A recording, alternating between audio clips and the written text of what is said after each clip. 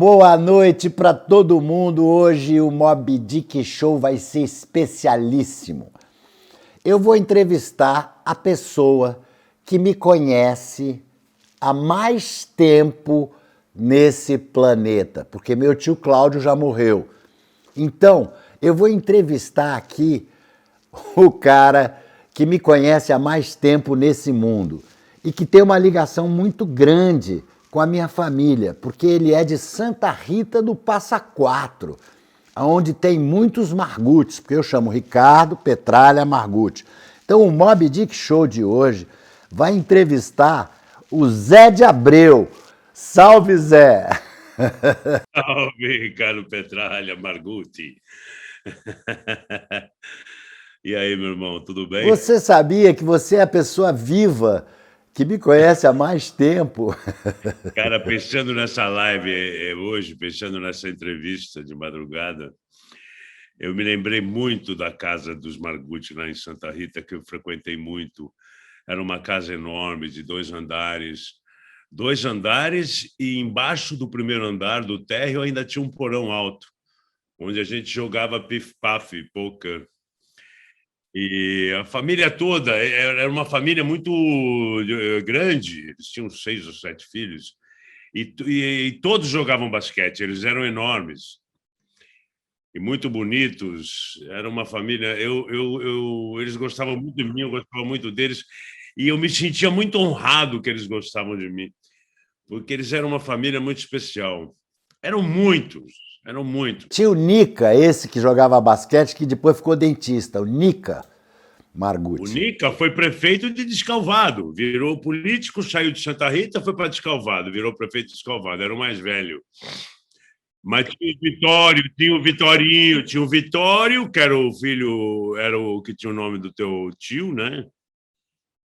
O Vitorinho, tinha Varanice, eram muitos.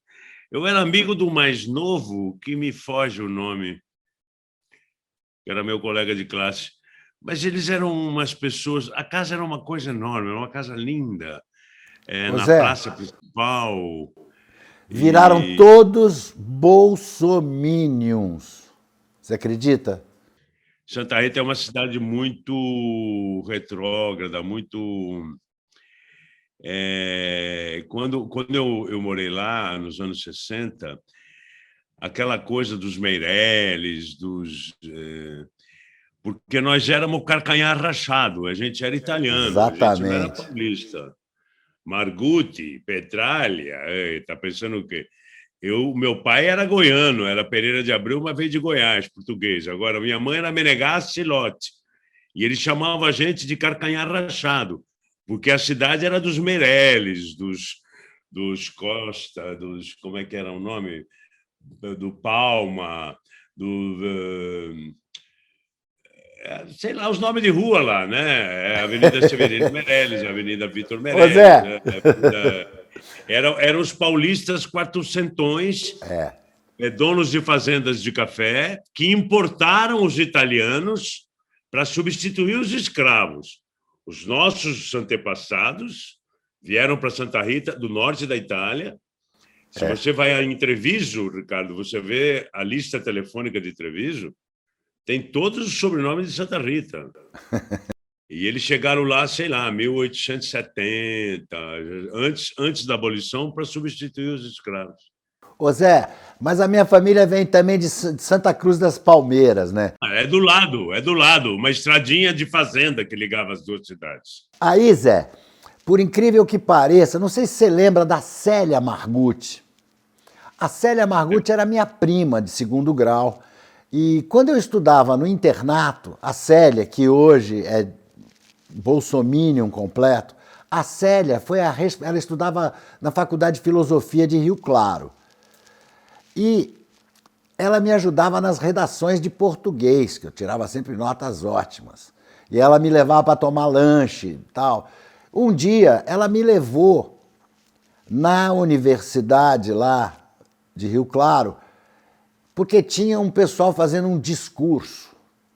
E tinha um cara em cima do poste, Zé, que estava discursando e falando umas coisas que eu nunca tinha ouvido na minha vida, Zé. Cara, eu era um fascistinha, nazistinha, de direita, meu pai da arena, enfim. E eu comecei a escutar esse camarada em cima do poste, malandro, que a minha prima, que era socialista na época, que estudava filosofia, cara, e o cara, naquele dia, eu mudei de ideia a respeito da política, a respeito da vida. E aí desceu esse cara e subiu um outro, um cabeludinho, que começou a falar e falava melhor do que o primeiro. Então, Zé de Abreu, essas Isso duas foi pessoas... Que cidade? Rio Claro. Isso foi em 1963,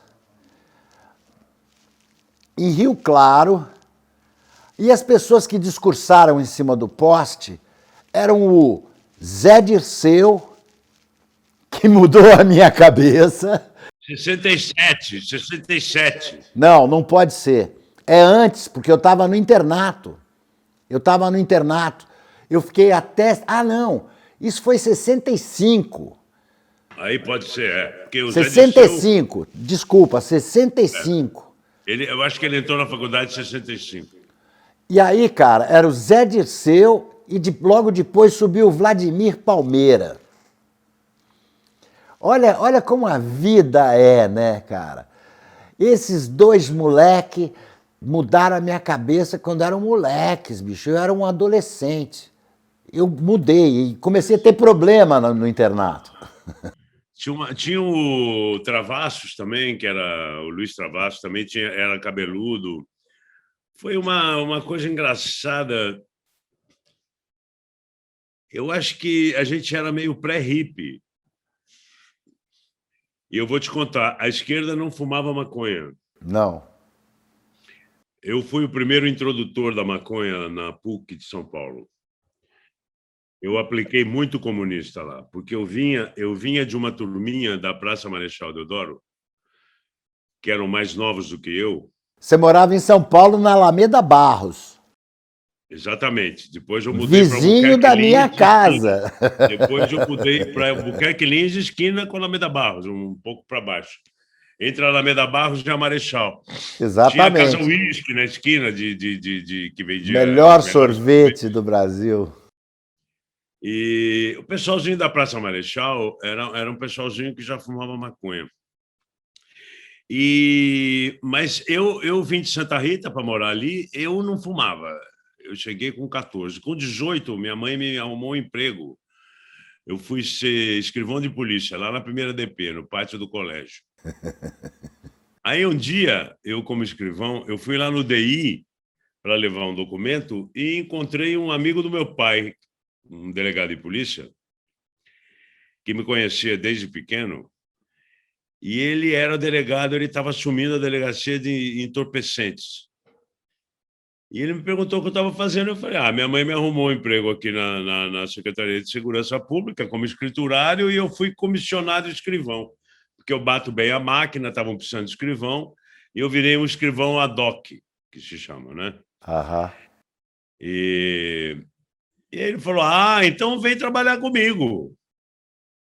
Falei, tá bom, o senhor liga lá para o meu delegado e me pede, aí é uma questão de...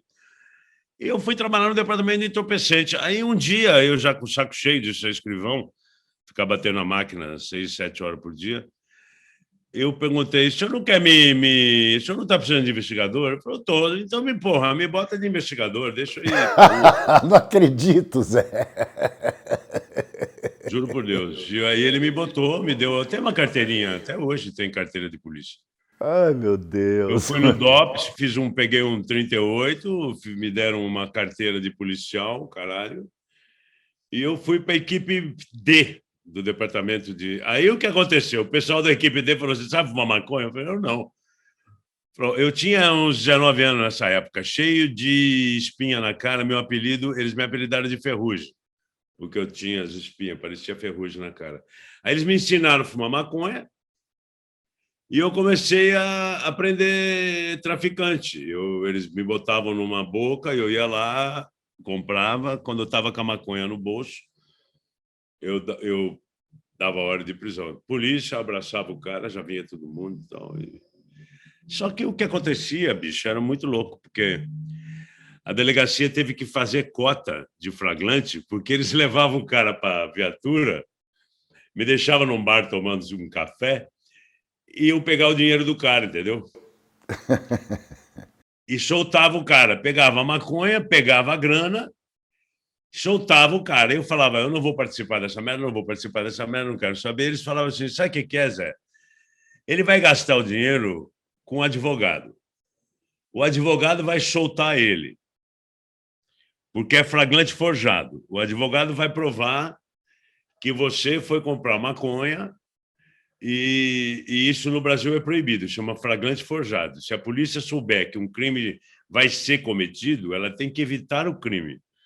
Nos Estados Unidos pode. Você está andando na rua, vem uma moça bonita e fala assim, olha, $50, vamos para minha casa? E você fala, vamos? Ela fala, sou polícia, algemado e te leva em flagrante por exploração de prostituição. No Brasil, isso é flagrante forjado, é proibido na lei brasileira. Então, os policiais me falavam, não adianta nada levar ele para a delegacia, ele vai assinar o flagrante, 5 dias depois ele vai ser levado ao juiz, ele vai gastar a grana que ele vai dar para a gente com o advogado, e o advogado vai soltar ele, porque ele vai dizer que quem comprou foi um policial e a gente... E foda-se, o negócio é prender, tomar a grana dele e soltar mesmo. Eu não queria participar disso, eu ficava com um pouquinho da maconha e tal. Aí uma hora encheu o saco, mas eu aprendi a fumar maconha na polícia. Olha só. E eu levava para os amigos da Marechal a maconha da polícia. Então ali ninguém mais comprava, entendeu? Eu comecei a levar para o pessoal da faculdade. E eles adoraram, adoraram. Eu lembro uma vez, no primeiro dia de aula que eu conheci o Zé Dirceu e tal, e o Omar Laino era um outro, era presidente do centro acadêmico, me levou para o Tuca, para o ensaio do Tuca. E depois eu entrei no Tuca, foi lá que eu comecei a ser ator. E eu comecei a levar maconha para os ensaios do Tuca. E os atores e os universitários atores, obviamente, já estavam no teatro, adoraram maconha. Ô Zé, que ano você nasceu? Eu nasci em 46, eu sou bem mais velho que você. Não, você tem 4 anos a mais que eu. Eu tinha 14 e você tinha 18, né? Era uma boa diferença. Mas depois, quando eu tinha 24, você tinha 20. Aí não tinha mais diferença. Não, aí não tinha mais diferença.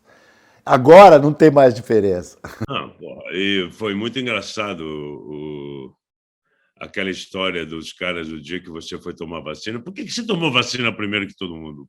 Olha, aqui em Caxias a coisa é diferente. Chegou um dia que apareceu na internet, no jornal, pessoas com 70 anos ou mais podem vir tomar a vacina. Aí eu fui lá, fiquei na fila durante 5 horas e tomei a minha primeira dose. Pô, mas foi muito engraçado aquilo, os caras, porra, te chamando de ancião. É. Com a camisa do sai do armário usuário, entendeu? Cara, essa porra viralizou que tinha gente... Mas aí aqueles blogs, todos meus amigos, porque a gente tinha uma associação dos blogueiros sujos há 10, 15 anos. Eles viraram todos profissionais, né? São todos jornalistas e tal. Eu falei, malucos, ele é o Dick Petra. Mas quem é Dick Petra, cara? Ricardo Petralha, ator. Mas é a ignorância deles, né, bicho? Foi ignorância deles. Depois eles mudaram rapidinho. Porque eles acharam lindo, né? Um coroa de Caxias, aposentado, fazendo aquilo que você fez. O cara é um puta de um artista. Não, mas eu fui com a camiseta com uma folhinha de maconha no peito, com hashtag sai do armário usuário. Cara... Sabe que, porra, eu morei um tempo em Los Angeles. É uma experiência muito louca lá. Obviamente que eu já tinha ido para Amsterdã muitas vezes. A primeira vez que eu fui para Amsterdã foi em 1973. Eu dirigi um ônibus lá, um tal de Magic Bus, que era um ônibus de malucos. E naquela época ainda não tinha coffee shop, não.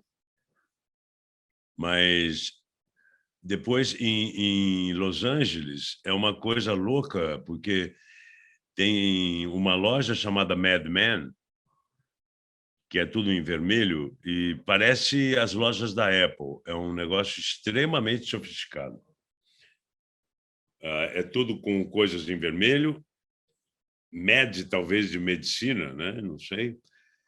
E você entra na loja, você vai para um balcãozinho à esquerda, onde você dá seu passaporte, e eles te dão um cartãozinho da loja com uma numeração. Aí você é atendido, posso ajudar? Pode. Não aguento mais enrolar. Pois não. E temos aqui, então, a prateleiras dos já enrolados. Não, bicho. Por aí vai. 40 sativa, índica, para que o senhor quer? Eu quero para namorar, eu quero para acordar, eu quero para dormir, eu quero para fazer sexo. Tal. E ele vai dando as possibilidades das composições com índica e sativa. Aí, Ricardo, você sabe, aí vai para os eletrônicos, né? Para os vaporizadores, que tem de tudo quanto é tipo. Tem vaporizador para você botar óleo, para você botar a erva material, o refil, aqueles que já vêm prontos, que você tem um chamado dosista. A propaganda é: por mais tempo que você fume maconha, você nunca soube quanta maconha você consome por dia. Com o dosista você vai saber. Porque você compra tem uns de 100 puffs, 100 tapas, e outros de 200 tapas. Cada vez que você dá um tapa, ele acende uma luzinha e vibra na tua boca.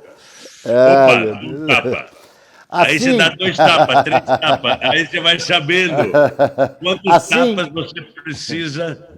É assim? Quantos tapas você precisa para ficar doidão? E também tem para dormir, para acordar.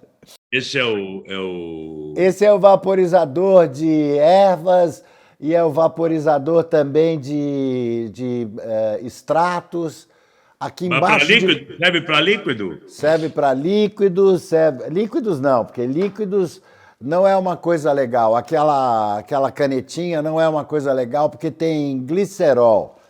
Mas a propósito que a gente está falando desse monte de coisa a respeito de maconha, ô Zé, eu queria saber se você sabe, quer dizer, eu estou super em contato com essa coisa das legalizações nos vários países e tal, e tenho percebido que nesses países todos, sempre a legalização é feita do ponto de vista do capital. A única que fugiu um pouco foi a legalização do Uruguai, que foi uma pressão da sociedade, do usuário, que cansou de ver os seus semelhantes indo para a cadeia por simples consumo de uma planta e resolveu se posicionar diante do governo. Aí, graças aos céus, eles tinham o Mujica lá, né?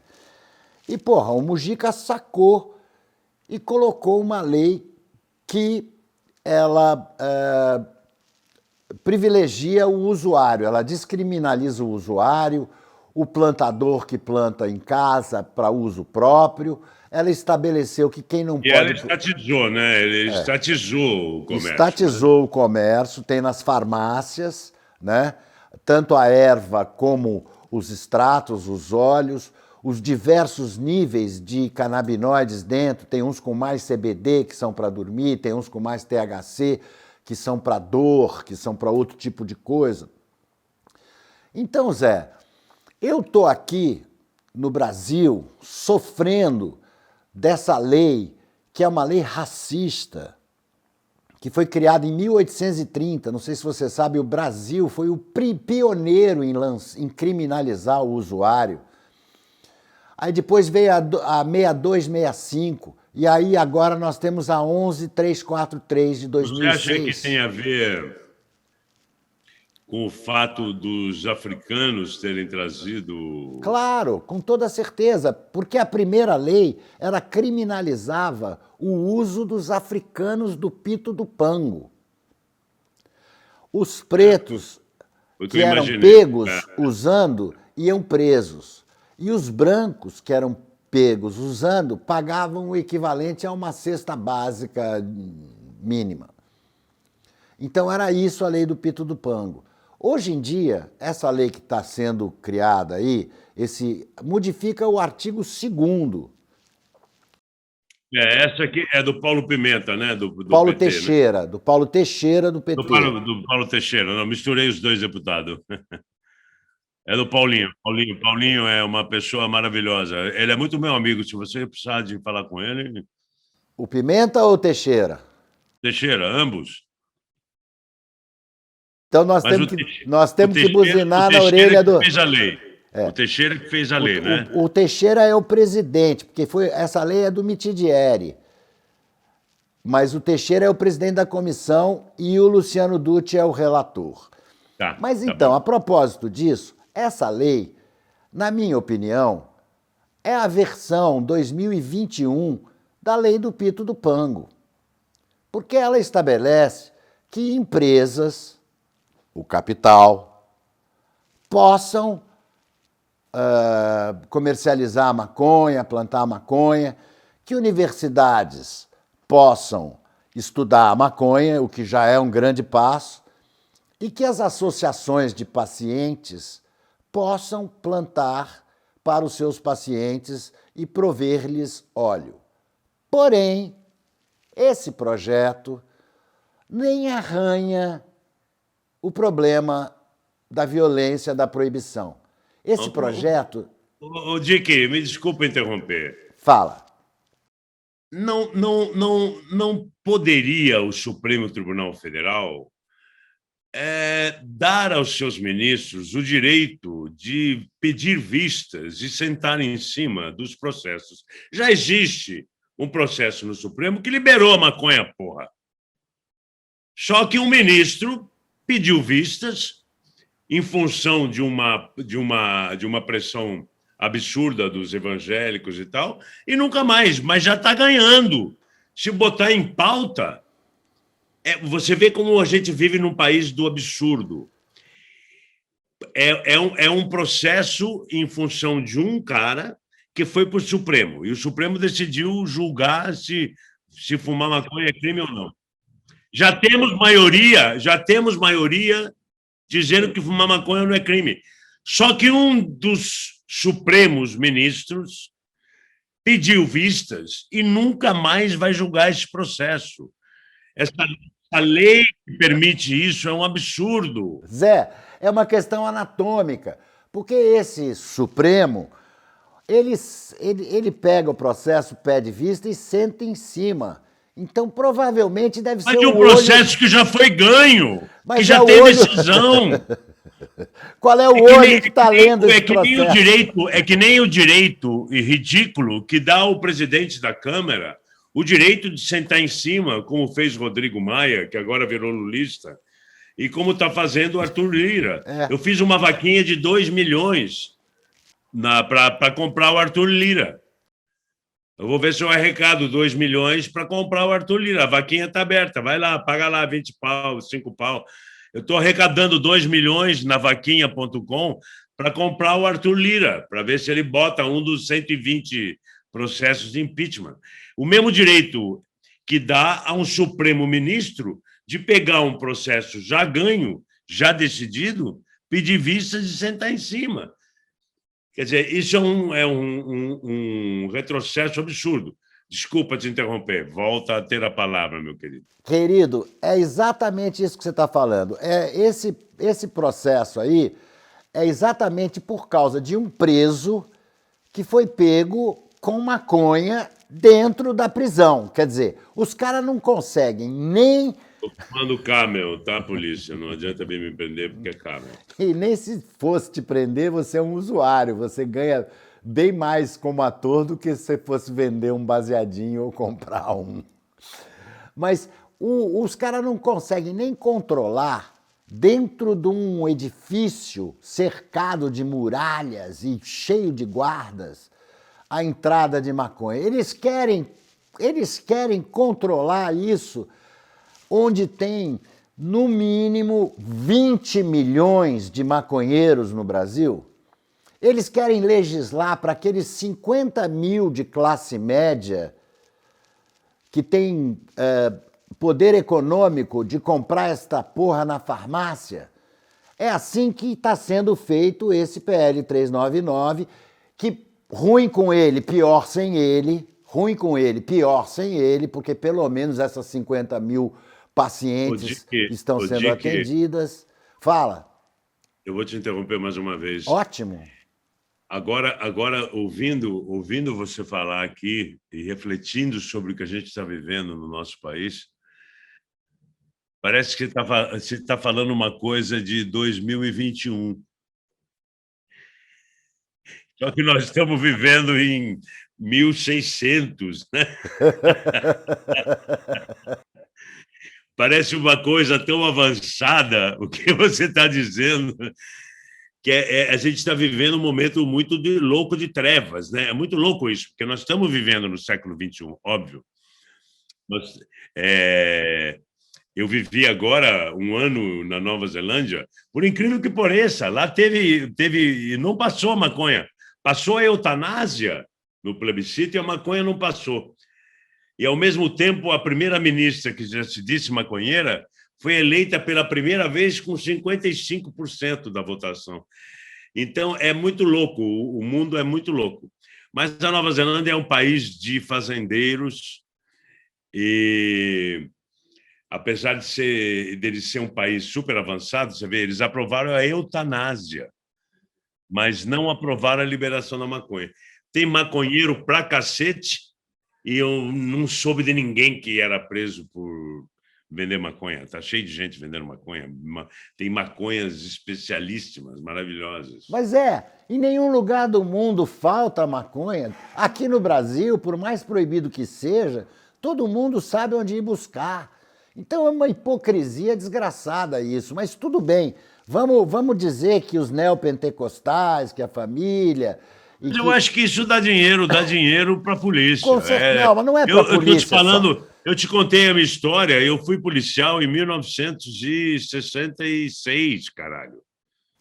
Pois é, Zé. As delegacias que mais tinha policial a fim de ir eram entorpecentes e a delegacia de costumes, que era para tirar dinheiro das putas e tinha dinheiro dos traficantes, porque os policiais, mesmo os policiais católicos, que tinham muitos, eles falavam: o traficante, a puta, não faz mal para ninguém. Eles não estão roubando, eles não estão matando, entendeu? Não tem o crime de tráfico ou de prostituição na igreja. Não é. A puta tá dando o que ela tem, tá dando o corpo dela, é proibido, então ela tem que me pagar um X por semana. O traficante, ele só vende maconha para quem quer comprar. O cara quer comprar. E os policiais todos fumavam. E eu aprendi essa história. Ninguém fuma um baseado e vai matar. Ninguém fuma um baseado e vai assaltar banco. Quando a gente fumava na viatura, bicho, tinha que esperar passar o barato, porque você não ia prender alguém doidão.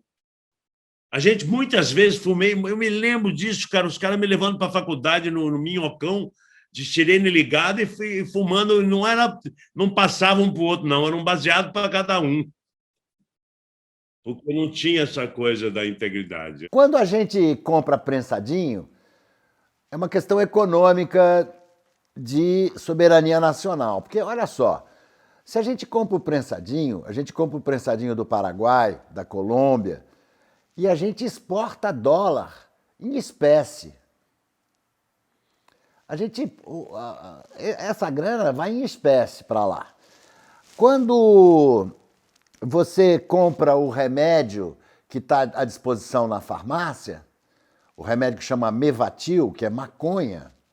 Hoje a maconha está legalizada no Brasil. Para classe média e para classe alta está legalizado. Porque entra na farmácia com a receita e compra aquela porra.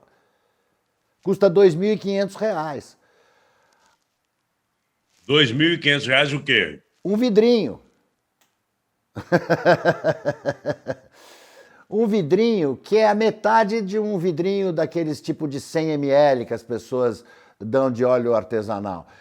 Entendeu? Então, Zé, o SUS Agora tem uma jogada lá do Osmar Terra de botar a Prate Dona Duzi no BNDES e o cacete, para ser o monopólio da venda para o SUS. E eles vão ser bonzinhos, eles vão vender um pouquinho mais barato, a 2.300. Então o contribuinte, por causa da proibição, vai pagar para a Prate Dona Duzi, porque o SUS tem que dar de graça esse remédio. Tem mais de 2.000 pacientes necessitando desse remédio. Mais de 2 milhões. 2 milhões, 2 claro. milhões. Não, imagina o que vai custar se for comprar da Prate Dona Duzi. Imagina o que vai custar isso se a gente tiver que importar esse insumo, porque é o que vai ter que acontecer. Ninguém aqui pode plantar. Dick, esse assunto, eu acho que mistura com um monte de temas, né? Com um monte de coisas que o governo Bolsonaro está... A impressão que Mas eu não é tenho... do eu falei governo com... Bolsonaro isso, cara. Isso é da Lei Não, 11.343, eu que foi sei. editada durante o Não, é governo muito do anterior, Lula. mas o governo Bolsonaro, a impressão que tem, falei isso com o Lula outro dia, é que tem uma comissão para ver tudo que é para foder as minorias. E eles estão procurando. Claro. Eles estão procurando tudo que é para ferrar maconheiro, índio, Agora esse gay. idiota desse Frias mandou uma cagada fenomenal também, falando aí que a partir de agora, não sei o quê, que vai Não, então, liberar. eu acho que essa pauta da maconha, da liberação da maconha, eu acho que deve ser uma pauta do Lula, entendeu? Do governo de esquerda. Por Como um favor. monte de outras pautas libertárias, entendeu? Precisa Uma coisa parar com que, essa caretice, Zé. Precisa parar essa uma coisa. caretice. Não, rapaz, e o Lula surpreendeu não só a classe artística naquela reunião que teve há 3 semanas aqui no Rio, como surpreendeu o pessoal de favela, as organizações comunitárias que ele se reuniu de manhã e cobraram muito dele, e ele fez uma autocrítica em relação a um monte de coisa. E ele fez uma autocrítica pequena em relação à cultura, e no dia seguinte de manhã, que eu fui lá tomar um café com ele, só nós, e ele me falou que ele sente que ele deixou de fazer um monte de coisa.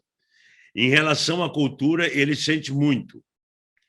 E a gente teve um papo muito legal. E ele não disse só para mim, ele tem dito assim: só me interessa voltar a ser presidente se eu fizer um governo muito melhor do que os outros dois que eu fiz. Não estou falando de PT, não, estou falando de Lula, porque há uma diferença entre lulismo e petismo. E uma das coisas que eu acho que o Lula vai entrar de cabeça é nessa área identitária, sabe? Nessa área de proteção às minorias, de liberação de maconha, de Ô Zé, proteção ao eu tô todo LGBT. arrepiado aqui com essa sua fala, entendeu? Eu tô todo arrepiado porque eu quero te contar. Peraí. Historicamente, Dick Petra, historicamente, eu acho que os grandes avanços da civilização só se dão depois de crises muito fortes, como as guerras e como a pandemia com Bolsonaro. Agora, a pandemia com Bolsonaro se transformou numa guerra civil, né? Entre a ciência, as pessoas que acreditam na ciência, e as pessoas que não acreditam na ciência, que acreditam que a Terra é plana e tal.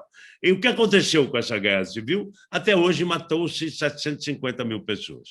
Então, eu acho que depois dessa guerra, que é uma guerra moderna, né, que é uma guerra da extrema-direita contra o povo brasileiro, ajudado pelos militares, que os militares brasileiros só lutaram contra o brasileiro, né? Nunca teve uma guerra. Teve aquela chacina no Paraguai, uma besteira, outra aqui, outra ali, mas o Exército Brasileiro, as Forças Armadas só lutaram até hoje contra o próprio povo brasileiro. Então, o que acontece? Eu acho que depois dessa hecatombe que nós estamos vivendo, eu acho que um governo de esquerda vai ter que avançar muito. Vai ter que avançar muito. Eu acho que o Lula, quando foi presidente a primeira vez, ele teve que fazer aquela carta aos brasileiros, porque o sapo barbudo assustava até o Brizola, né? E teve que engolir o sapo e tal. E o Lula fez um governo palatável, o primeiro, o segundo, saiu com...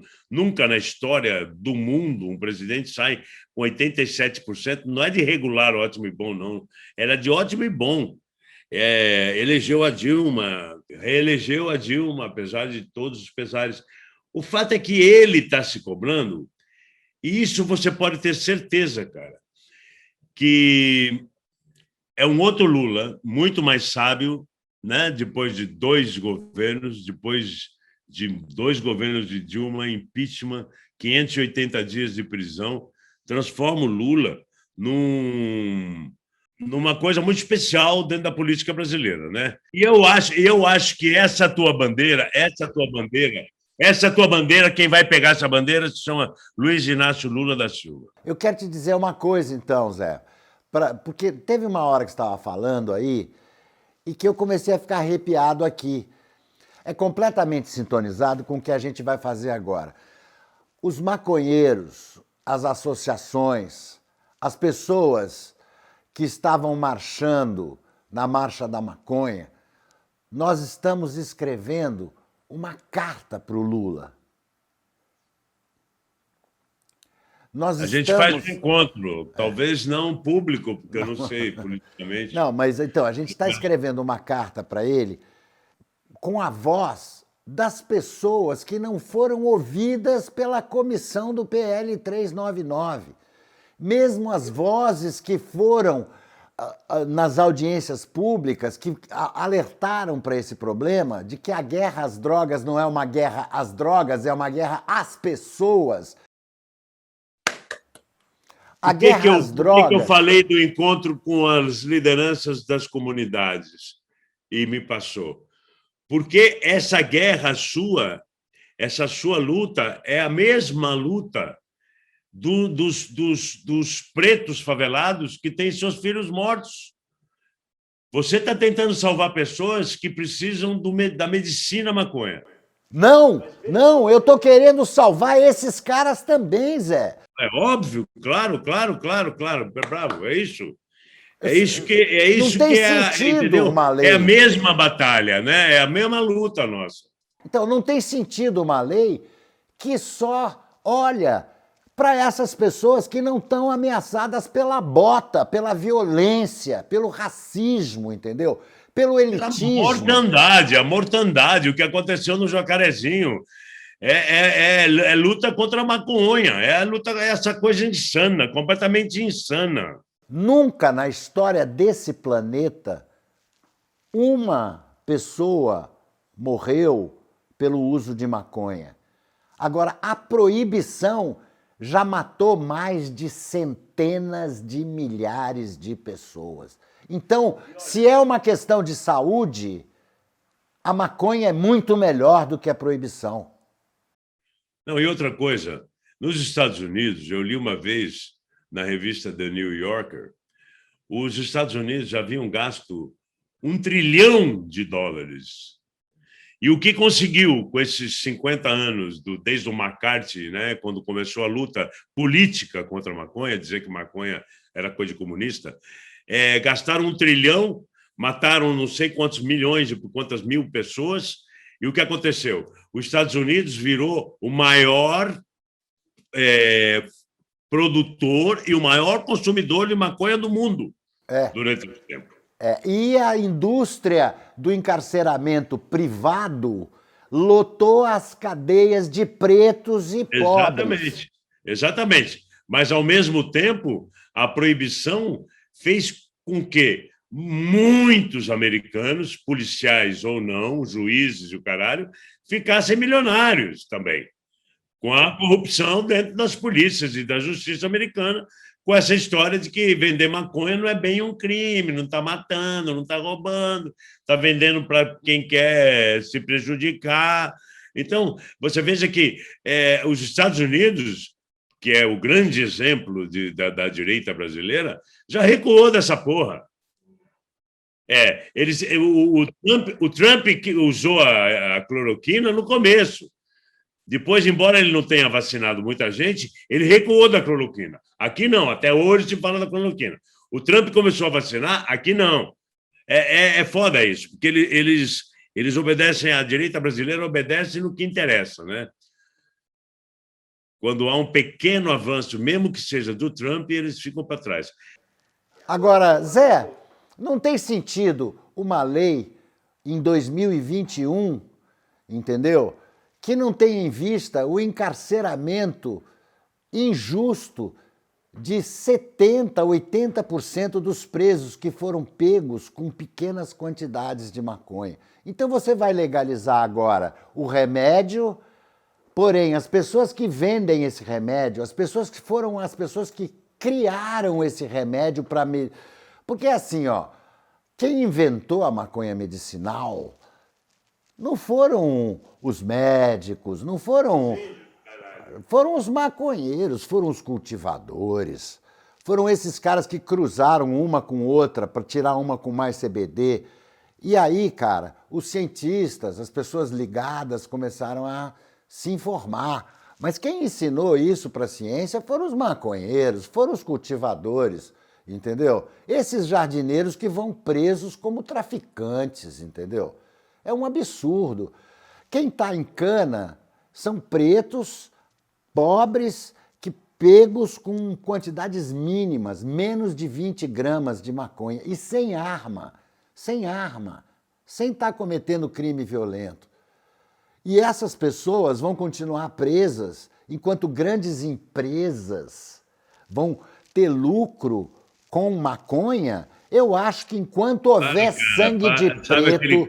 Peraí, enquanto houver sangue de preto e pobre na rua por causa da guerra às drogas, não pode haver lucro de empresa com maconha no Brasil, Zé.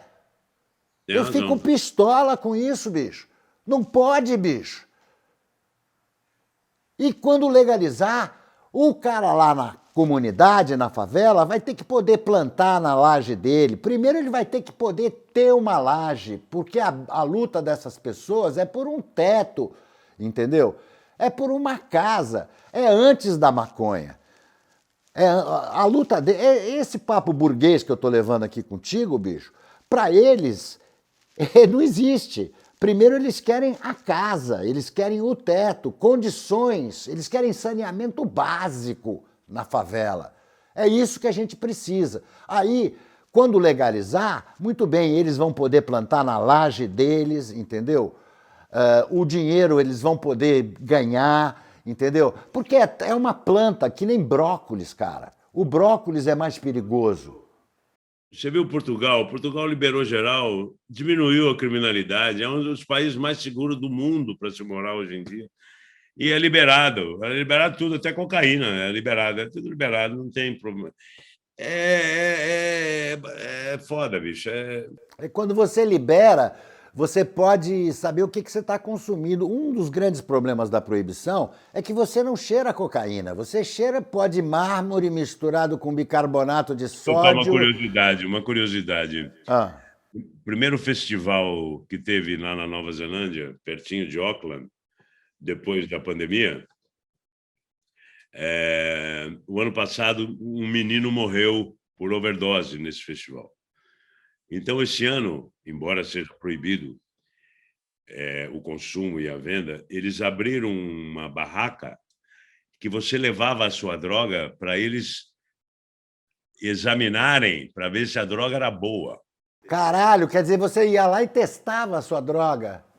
Testava a sua droga para ver se você não estava consumindo merda. Olha que maravilha. Isso é legalização, cara. Isso é que é saúde. No dia de ir embora, essa tenda que era para testar sua droga virou uma tenda para testar seu nível de álcool, porque lá na Nova Zelândia você pode dirigir semi-bêbado, não é que nem aqui. Aqui não pode nem um bombom. Lá você pode ter tomado 2 taças de vinho ou 3 cervejas, uma dose de vodka. É um 0,5, sei lá. E aí, o que eles faziam? Antes de você pegar teu carro, eles mediam sua dose sanguínea, igual a polícia, Aí tinha um lugar para você descansar tomando água, porque Olha depois aí. de 1 hora, 1 hora e meia, se você toma bastante água, o nível baixa. Para você não ser preso e não dirigir bêbado, olha aí. A maconha que o governo monstruoso, monstronaro, está querendo colocar no SUS é uma maconha sintética. A maconha sintética é uma maconha que o cara que inventou essa maconha morreu, entendeu? Ele falou, olha, esse troço não é seguro. E aí, cara, nós vamos pagar uma fortuna, o SUS vai Morreu de pagar uma... maconha? Não, bicho, mas a gente está vivendo momentos muito malucos, né? Ainda bem que as manifestações estão cada vez maiores. Ontem foi lindo, porque está muito difícil, né, Ricardo? Porra, se você pensar nessa porra dessa pandemia... Tio Cláudio foi nessa, né, meu? Tio Cláudio foi nessa. Porque o cara não ganhou. A vida do meu tio, cara, que foi uma das pessoas mais importantes da televisão brasileira, da E cultura ele não brasileira, conseguiu, não tinha vacina, ele morreu antes. a vida dele custou $1. Entendeu? Se tivessem dito pra mim, eu dava o dólar pra aquele filho da puta, entendeu? Eu dava 1.000, 2.000, 100.000, $1 milhão pra ele. O esquema de não comprar da Pfizer, não comprar do consórcio internacional para poder fazer cambalacho. Né? É foda, né, meu? É foda. É como se fosse comprar trator, né? Como se fosse qualquer outra, fazer ponte. Eles não pensaram que isso ia matar a gente, né? Ou, como diz o Bolsonaro, minha profissão é matar. Eu fui treinado para matar, pô, sei matar. Ô Zé, nós temos mais de 70 anos e a gente está com pressa, é ou não é? Eu tenho pressa de me ver livre disso, eu tenho pressa de me ver livre dessa proibição. Então eu vou pra cima deles, Zé. Não tenho nada a perder, bicho. Eu já vivi pra caralho, eu já fiz coisa pra caralho, eu já fiz todos os personagens, eu já fiz Macbeth, porra. Então agora, é o seguinte, cara, eu vou pra cima deles, eu vou falar o que eu acho, eu tô na idade da Não, irresponsabilidade. E claro. você, Não, bicho, não, tá mais do claro. que certo de fazer o que você faz, bicho. É isso mesmo, Zé. Agora, a gente tem o privilégio de ser branco, entendeu? E tem uma luta assim, porra, eu tô sofrendo, agora tem gente que tá sofrendo muito mais do que eu, cara. Eu tenho um habeas corpus, eu posso plantar ali no quintal de casa, eu posso fumar, entendeu? Para as minhas dores, inclusive para ficar bem. Você pode plantar comida, né? Você É. pode plantar Mas, pô, eu sou um privilegiado. alface. O nego fala, cala a boca, fica quieto, vai pro teu canto lá e não... Não, cara, é minha obrigação, cara, é minha missão, até o fim da minha vida, fazer isso. Acho que eu vou passar um tempo em Portugal. É um sonho antigo que eu tenho de passar um tempo lá e tentar fazer teatro lá. Lá tem muito teatro pelo interior. Aqui no Brasil, eu gosto muito de fazer mambembe, né? Já fiz umas 4, 5 vezes. Mas aqui agora eu não posso mais, não. Aqui eu sou perseguido demais, eu vou arrumar briga pra caralho. Porque eu não faço mais teatro, eu sou aposentado. Eu sou aposentado antes de você, mas eu ainda não tenho meu sítio. Não, eu resolvi, há uns 10 anos, resolvi conhecer o mundo, viajar, viajar, viajar, viajar, depois que meus filhos cresceram. E viajar também para morar em lugares onde eu não sou conhecido, né? Porque é um saco esse negócio também de... Eu já estava com o saco cheio de dar autógrafo, aí veio o celular, você tira foto. E tirar foto não é simples, né? Porque tem gente que tira 15 fotos. Não gostei, não gostei, não gostei. Ah, não, meu lábio, não, minha orelha. Ah, é meio sufocante. E aí eu comecei a morar fora. Morei na Grécia, morei em Paris, morei em Los Angeles, morei na Nova Zelândia, onde ninguém me conhece. É bom para o ego. Pegar fila, ser tratado como uma pessoa convencional, Normal. uma pessoa normal, não como uma celebridade. E aí eu estou gostando dessa. E agora quero ir para Portugal, que também Portugal é um país mais barato que a Nova Zelândia. E lá eles são Agora não tem. respeitosos com os artistas, eles são muito respeitosos lá com os artistas. Não, eles gostam muito dos brasileiros, dos atores brasileiros. Toda a novela das 8, praticamente, que a gente faz aqui, passa lá. E eu queria montar, não sei, ou montar um autor português, ou, de repente, fazer um espetáculo bem português, Isso é sabe? interessante, Zé. Você devia fazer um espetáculo português, cara. É isso aí. Assim como é tradição aqui no Moby Dick Show, Hum. para você dizer aí o que que você acha que você quer que vai acontecer agora daqui para frente. E no final eu queria que você me dissesse para quem ou para o que você liga o foda-se. Bom, o que eu quero daqui para frente, pô, em primeiro lugar, eu queria vacina para todo mundo, comida, educação, saúde, segurança, aquelas coisas básicas, né? Eu me lembro da primeira a posse do Lula, no primeiro governo, que ele falou que ele só ficaria satisfeito quando o brasileiro pudesse comer 3 vezes ao dia. Aquilo me soou tão... Como é que pode, né? Você ter essa... Isso é um direito natural. Parecia... É uma coisa tão óbvia, né? Uma pessoa, um ser humano ter direito a tomar um café da manhã, almoçar e jantar todo dia, né? Mas nós não temos isso, né? Tivemos os governos Lula, no primeiro governo Dilma, no segundo governo Dilma a gente estava com 4% de desemprego, que é praticamente pleno emprego. Hoje a gente está com 14% de pessoas sem emprego. Então a fome está rondando de novo. Então, obviamente que quando você se preocupa com coisas básicas como alimentação e saúde, vivendo numa pandemia, as outras coisas mais sofisticadas, digamos assim, como desejos, ficam em segundo plano, mas são tão importantes quanto, né? É tal história. A gente não quer só comida, a gente quer comida, diversão e arte. Cultura, arte é comida para o espírito, né? Não dá para viver sem espírito. E então o que eu espero primeiro é o fim da pandemia, o fim da fome, o emprego de volta.